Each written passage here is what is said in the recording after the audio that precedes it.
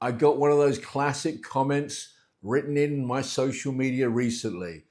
But Ell, there are people who can use the packet and they don't have an addiction. But Ell, there are people who use the packet and they don't have a problem with it. But Ell, I only use the packet every 2 months and it doesn't create an issue for me. I don't have an addiction. It doesn't cause a problem for me. Why shouldn't I use? Well, let me answer that question for you. I'll tell you why.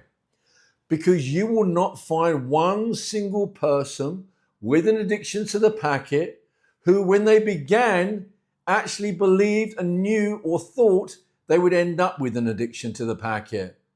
Obviously, it doesn't take rocket science to work this out.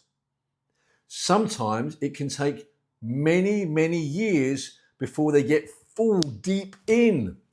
I've seen people who've been using for 5 years or 10 years or even 20 years, and they only use once every couple of weeks, and then it became once a week, and then it became once a week and one day in the week, until eventually it became 3 or 4 times a week, and for some, a daily thing.